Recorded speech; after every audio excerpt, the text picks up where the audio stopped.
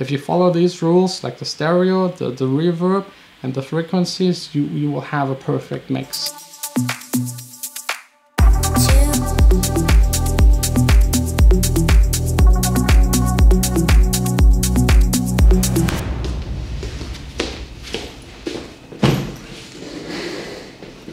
Hey guys, so welcome to the vlog. It's Sunday, it's a beautiful day, it's quiet, it's not that warm anymore. Still warm, but not extremely warm.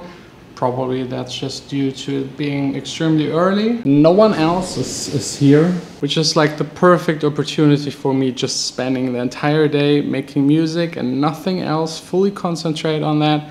And since I'm working on a song that I can't share with you, unfortunately, the contract for the vocals is still not signed, the deal is still not sealed, so I can't play them to you. I don't see anything happening, but you actually never know with these kind of things. So to be safe, let's just do another edition of Track Submits.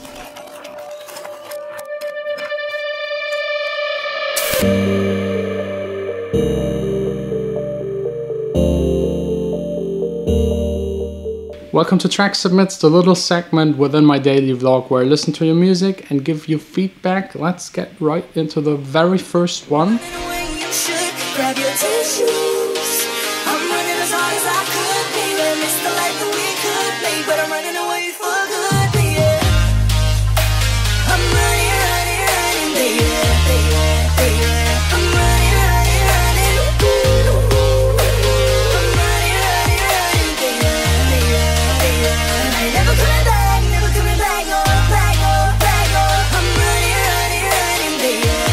First song was by Ryder Sinclair. It's called For Good, Fruity Loops 12. I'm guessing that's number 12, version number 12 he bounced out.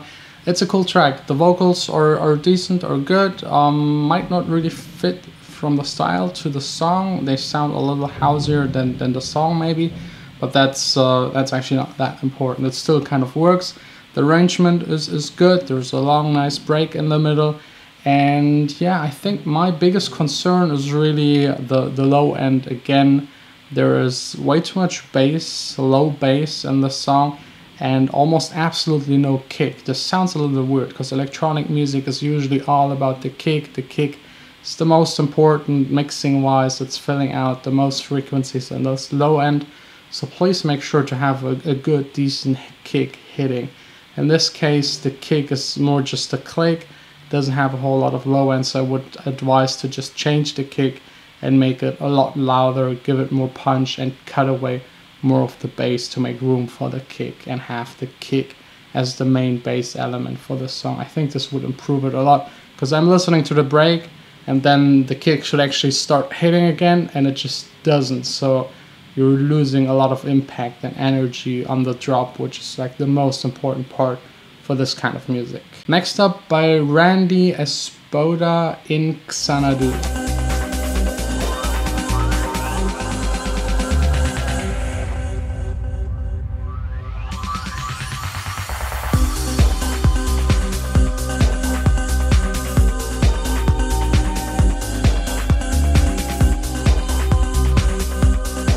Arrangement is good, mixing is actually like from the overall balance better than the previous song because you have the kick, there is no element sticking out, no gaps in the frequencies, but all of the synthesizer sounds are really mushy, like there's no real main element except for the vocals that are the same note the entire time for like 8 minutes something. You can't get away with making a song that long and just having one element, a vocal sample that does the same thing throughout. So please make something musically that is interesting, that keeps this track together. Because no matter how good your mix is, if the musical part doesn't fit and isn't right, you still don't really have a good track. And also all of the other elements like the pads, the synths, they are all mushy and in the background.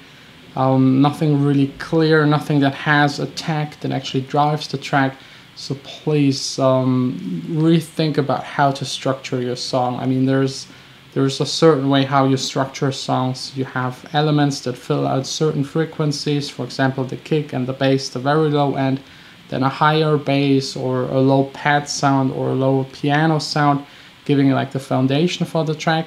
And then the middle section where you have usually the guitars, the synthesizers, the voice that you separate by spreading them out in the stereo field. And then the top end is usually for the cymbals and the effect sounds. If you stick to that rule and have for every frequency section one element that covers it, your mixing will be 10 times better, your tracks will be 10 times better, everything will be a lot easier. If you start making things that are not normal, out of the ordinary too much, and don't follow this very basic rule, you will screw your own song very, very fast. It's one of those rules like having four beats being 1 bar, and then every 8 bars or 16 bars a change in your song. It's something you just don't break. Maybe if you do it really intentionally, but yeah, stick to those frequency slots, fill them out, don't leave any gap in there.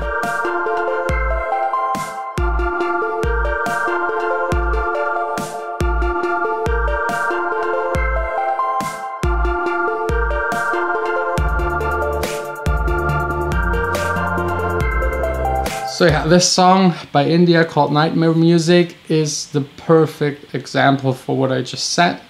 Please don't leave any gaps in your song, and this one has a huge gap between the kick and the mid frequencies. There's nothing in between, no low chords, no high bass that would actually cover between like 60 Hz and 300 Hz the frequencies, so it sounds really awkward. The middle part is way too loud, like I don't know, 10 dB too loud, and the top part doesn't really exist. So lower the mid part, fill out the gap in the frequency spectrum at around 300, 200 Hz, and make sure you got enough top end to just get it at least balanced and have like a decent mix. And then please also worry about the musical parts. The melodies aren't the best. The drums do not really hit, it's not crunchy, so maybe just like different samples, different melodies. That's almost the entire song.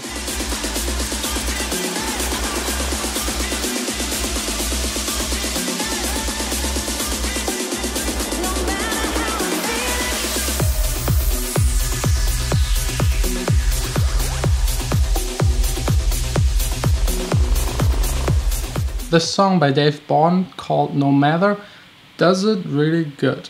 You got all of the frequencies covered. You can see it in the graph immediately. It's like almost a flat line here. Since it's a club track, you get this U shape, which is perfect. A little more top end, a little more bass, and the kick is the main focus. The bass is kind of in between of those kicks and plays along with the kick. It's kind of in the structure. Whenever the kick hits, that's the main thing, and in between the bass, that's why you also sidechain it. And then we got the main elements and everything sitting in the mid frequencies. Here again, so it's a club track, there's not really much. And then the top end, and usually it should look like this in the graph. I know you should never mix by looking at an analyzer, but if you're just starting out, use it. It's a tool where you can double check, because if you sit in front of the computer for 8 hours and make music, your ear gets tricked very easily, and it's nice to double check with your eyes if everything is all right. So really get the analyzer. It's for free. It's called Span by Voxengo. But yeah, anyways, I think that's it for today. I hope you enjoyed this track submit edition. Again, think about the frequency slots for each and every element. That's how you can structure your track from 0 Hz up to the very top frequencies and get a good, well-balanced mix, and make sure you got every element covering its kind of function in music. And then the second element would be to take advantage of the stereo field, like left, right, middle, or wide. And then the even more advanced is like the distance with the reverb, putting things more in the background or foreground depending on how dry or wet they are. If you follow these rules, like the stereo, the reverb, and the frequencies, you will have a perfect mix without any problem. Like the compression, everything is not that important. These 3 rules are the key to making good music and succeed being a good mix engineer, a good producer. And yeah, that's basically it for today. I hope this helped. if you want to submit your songs, the first link in the description, and we'll see us then next week again with probably another track submit, and tomorrow back again here in the studio, continuing with the construction of this new amazing place.